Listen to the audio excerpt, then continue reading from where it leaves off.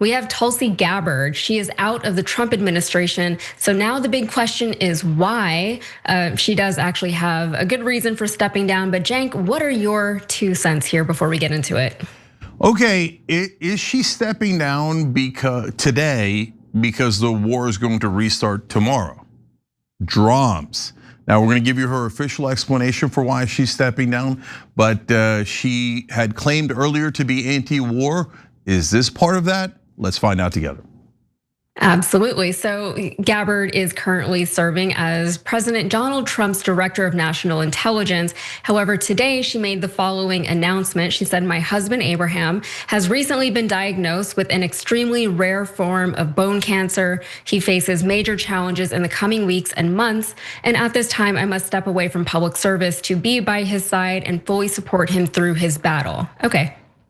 That is a perfectly good reason for anyone to step down from any job, let alone a very public, very demanding one. And we do hope that her husband does well through his cancer diagnosis. It's very scary. But we got to talk about Tulsi Gabbard and her stance on things, where she was, what she is today, where she stands.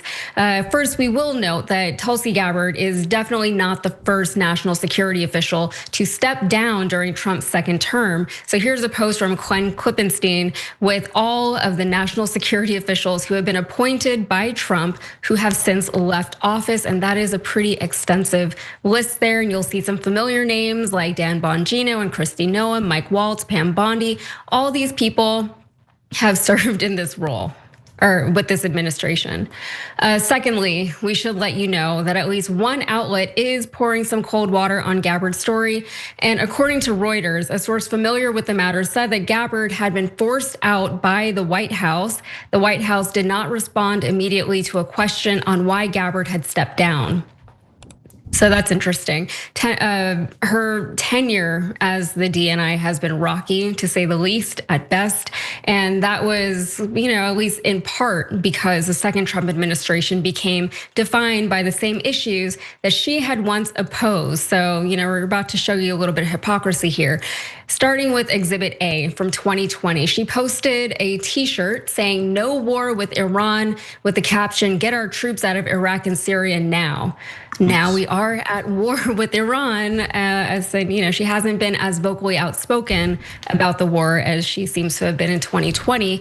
And Exhibit B from 2019, she tweeted this. She said, "The United States needs to stay out of Venezuela. Let the Venezuelan people determine their future. We don't want other countries to choose our leaders, so we have to stop trying to choose theirs."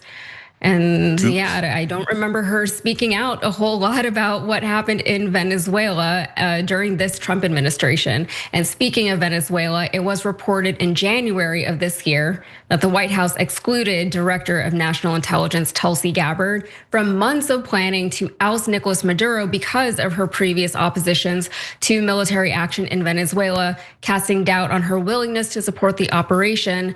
The move to cut Gabbard out of the meetings was so well known that some White House aides joked that the acronym of her title, DNI, stood for "Do Not Invite," according to 3 of the people. And also, more recently, when it comes to Iran, Gabbard stated in March that as a result of Operation Midnight Hammer, Iran's nuclear enrichment program was obliterated. There has been no effort since then to try to rebuild their enrichment capability. The entrances to the underground facilities that were bombed have been buried and shuttered with cement. But all of that goes against what Trump and the rest of his administration had been claiming. So that is why we got this very, very awkward exchange. Let's watch. Was it the assessment of the intelligence community that there was a, quote, imminent nuclear threat posed by the Iranian regime, yes or no? Senator, the only person who can determine what is and is not an imminent threat is the president. False. This is the worldwide threats hearing where you present to Congress national intelligence, timely, objective, and independent of political considerations. You've stated today that the intelligence community's assessment is that Iran's nuclear enrichment program was obliterated and that, quote, there had been no efforts since then to try to rebuild their enrichment capability. Was it the intelligence community's assessment that nevertheless, despite this obliteration, there was a, quote, imminent nuclear threat posed by the Iranian regime? Yes or no? It is not the intelligence community's responsibility to determine what is and is not an imminent threat. That's interesting because I would have thought that was at least part of your responsibility. But it has been reported that Gabbard was sidelined from planning all of the Iran war stuff from the very beginning. So Gabbard was not a significant part of conversations about the Iran war before it began in February, officials previously told the Wall Street Journal. Again, that seems like something that the director of national intelligence should be a part of. And other notable moments of Gabbard's tenure include the time that she showed up at the Fulton County Election Center to investigate election integrity. That was crazy, and it also fell way out of scope for her job description. And also, she accused the Obama administration of pushing the Russiagate story, despite knowing in her capacity that there was no Russian interference. Cenk, the hypocrisy here is out of control. And if she's stepping down now because of her husband's illness, which is again reasonable, why didn't she step down this whole time whenever the administration was doing everything that she claimed to have opposed? Yeah, so a couple of things here. Has she been relatively terrible on the job so far? Of course. I mean, she said we shouldn't go into Iran or Venezuela. Then she's part of the administration that attacked Iran and Venezuela. So hard to get worse than that. Then those comical answers oftentimes in front of Congress. Intelligence gathering, that's not our job. To determine whether they're, have reconstituted their weapons program, that's not our job. No, that's literally your job. That's exactly your job.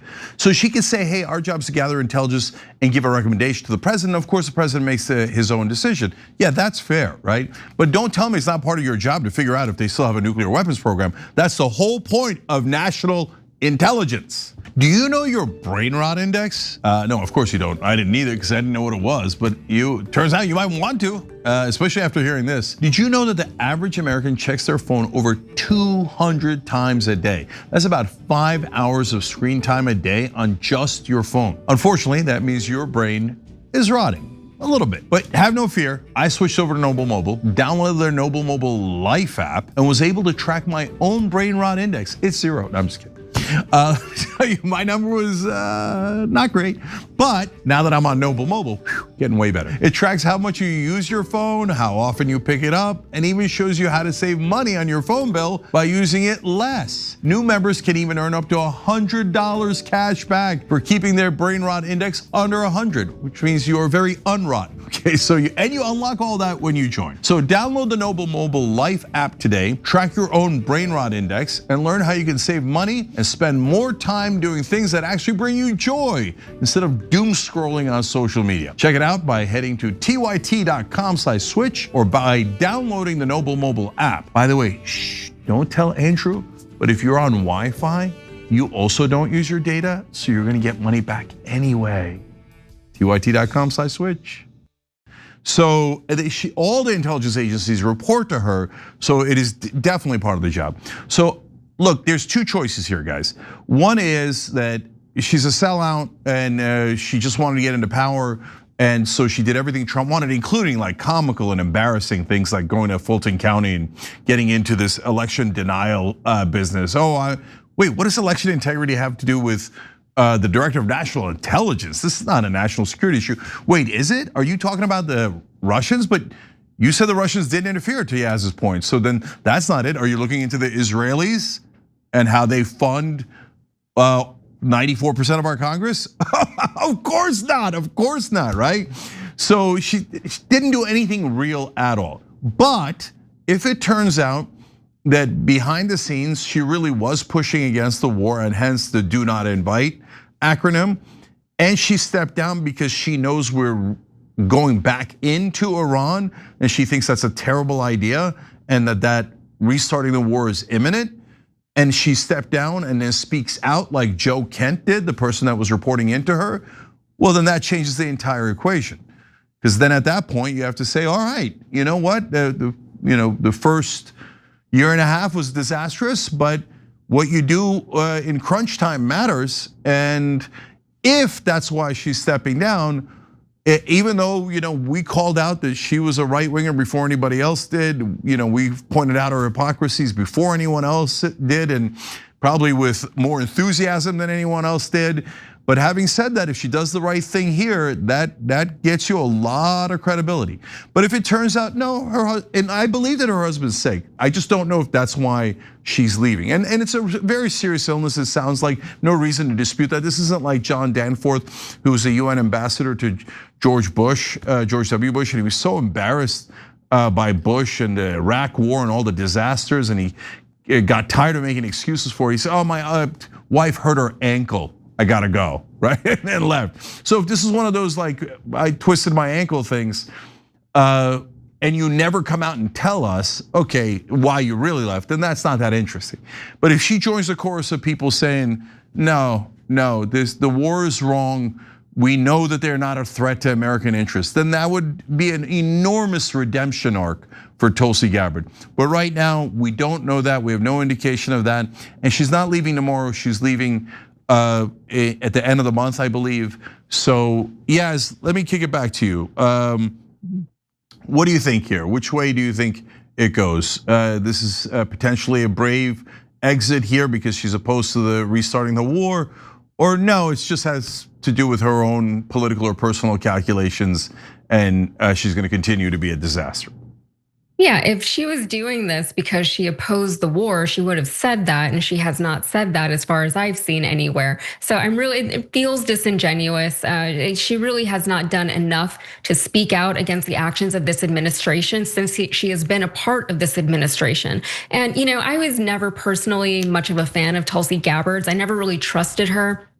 And I don't know, like some people might not actually remember that she initially came out as somewhat progressive, right? That was how she sold herself to the American public. And then she slowly started to get more and more right wing, all the way to the point now where she is working with the Trump administration. And it was funny also when she turned up in Fulton County, because it really did feel at that time that she was being sidelined by the administration, because it seemed like they didn't know what to do with her. So they just sent her over there. But if she really had strong oppositions to everything that was going on with this administration, with everything related to foreign interference, she would have said a lot more than she did, especially on her way out. I guess we can see if she says something after the fact, but that really doesn't help people the way that they think it does. Maybe it helps them sell books at that point, but you're not helping the American people if you quietly oppose things, especially when you're in a position where you could potentially have some sort of influence. I don't know how influential someone like Tulsi Gabbard would have actually been within the White House with all those people who would have been opposing her. But she did have some pretty strong oppositions, as we saw in those earlier tweets from 2019 and 2020, to everything that has now happened by the Trump administration, the administration that she is a part of. So if she really felt that strongly about it, wouldn't she have left a long time ago? And I get it, these things, they take a while to play out. You could feel one way and be like, let me stick it out. But again, she has not said anything. So even if she does eventually end up saying something, it would come across to me as cowardly more than strong. And, okay. Yeah, so that's something right there. And it's a really good point. So we don't have a poll on this, but wherever you're watching this, leave comments in the comment section, because I'm curious what you guys think. Is Tulsi, does she mean it or doesn't she? But one potential way to test that is, if let's say the bombs start dropping tomorrow and Tulsi comes out at the end of the month when she leaves and goes, yeah, no, I left because of the war. I think the war is a disastrous idea. Then I say, okay, count it. That's good enough. She didn't have to say it at that moment as she's leaving. That's my opinion, right? But if she comes out 6 months later, 18 months later, or right as the presidential campaign is happening again, go, oh, I secretly was against the war, but I never said anything. No, it most definitely does not count, right? Does that make sense? Is that a fair deal? Yeah, I think even with people in my personal life, I'm not that forgiving with them. If they were like 3 times Trump voters, for example, but now they're starting to feel a certain way, if they haven't come out and told me personally, it doesn't count for anything. Like, I don't believe it, And so I'm harder with people in my personal life. So I'm gonna be even more hard on somebody who is actually in the administration and has been complicit in pushing this agenda and helping it be seen forth. Even though she was, sidelined quite a bit, it seems, right? She's still a part of it. She still was attached to all of this, to this legacy. That is still something that she decided that she was going to be a part of. And anyone could have seen where this Trump administration was going to go. And I say that because we knew, right? We knew, Jake. And so if we knew, we didn't have any more information than anybody else did, let alone, especially not anybody who was already within government, within the Trump sphere. So it's you had to know what you were getting into. Yeah, so look, I'm definitely more forgiving these days. You're a 3-time Trump voter, but you've come to our side, or you're actually had principles and are actually anti-war and want the Epstein files released, etc. Happy to have you here, brother.